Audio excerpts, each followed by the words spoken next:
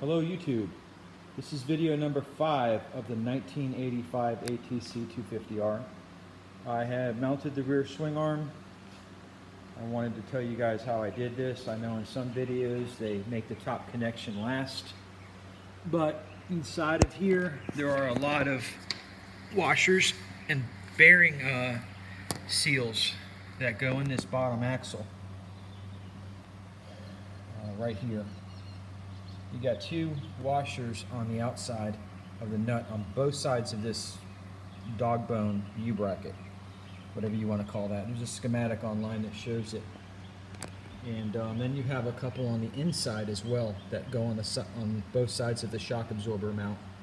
You got a total of 1, 2, 3, 4, 6 of those that go down here in this connection. 2 on the outside, 2 on the inner part of the U-clamp there. I don't know the terminology, whatever that is, I'm sorry. Nothing goes on, actually yeah, one goes on the dog bone too, on the other side, and on the inside you've got the dog bone. So you've got 6 there. 2 on the shock, 2 on the dog bone, and 2 on the outside of this U-bracket that connects to the frame. So I got the reservoir mounted up as well. See how I did that. Radiators are in. We got a rolling chassis right now. Yep, and right now I'm greasing the Zerk fittings on the back with my John Deere tractor grease gun. You just pull the trigger and she shoots grease. You need to make sure you put some grease back here.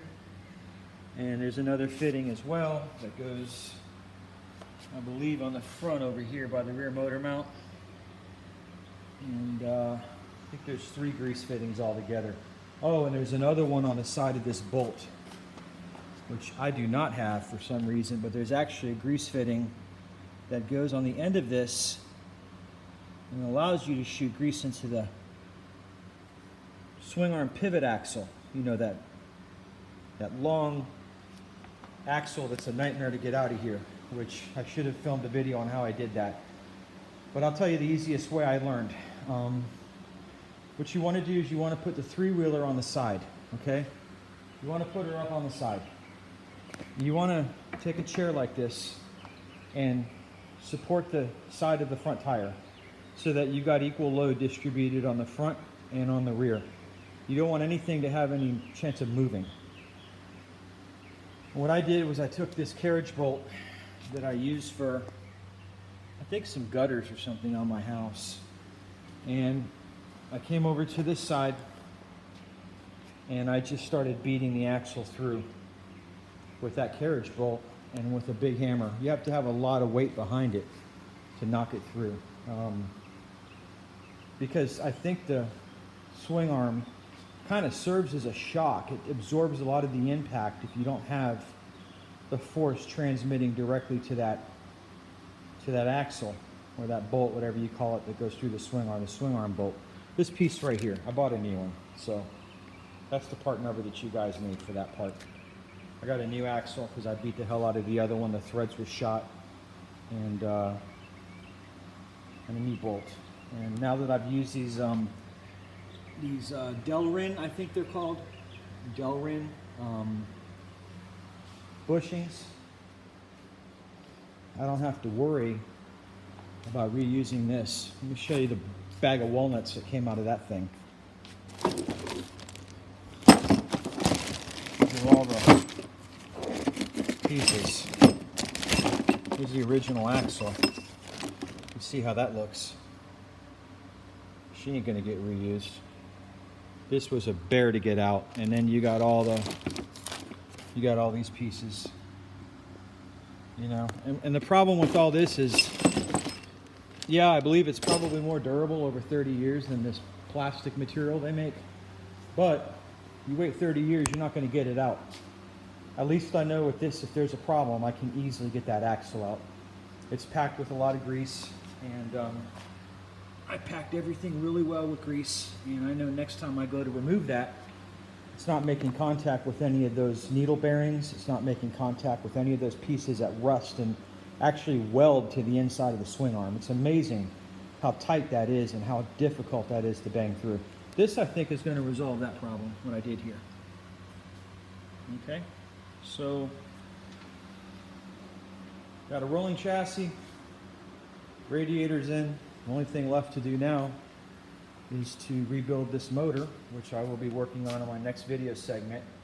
We have to reinstall the rear brakes, which I have a rebuild kit here that I am going to use to rebuild the rear brake caliper. And I think we're ready to get her started. Put some gas in her. I'm going to do a 32-to-1 premix for the first tank I put in here of Yamalube. I've been using this stuff since the 80s. This 2R. This is the stuff I use. That's my premix. I'm going to go pretty rich the first time with the 32-to-1. I just want you guys to know that there's a 20-to-1 sticker that goes on this. Please do not mix your premix 20-to-1 unless you want to foul your plugs and continue changing them, because I believe that's when the technology for oil was probably much cruder 30 years ago than the synthetics and the things that we have now. I think the true mixture after this motor's broken in is supposed to be 40-to-1, but you know, I'm going to run 32 to 40, somewhere in that range, and I think I'll be okay. All right, thank you for watching this video. If you have any questions about what I had to go through to get this together, and it wasn't that difficult, so I don't want to make it sound like it was, you know, a nightmare. The hardest part of this whole process was that axle bearing. Excuse me, that bolt that goes through the swing arm. The swing arm carrier bolt. That was the most difficult part of this whole process. If you've got one of these guns like this with a nice, and here's all your sockets right here to take the whole bike apart. Like I said, you can do this whole bike with like 5 sockets. So if you've got an impact gun, battery powered, like that cheap Ryobi I've got there, you know, 24 volt, 18 volt, any of that will work. You could take this whole bike apart and just make sure you put it back together the way you took it apart. It's always easier to strip something down than it is to reassemble it, but she came together good.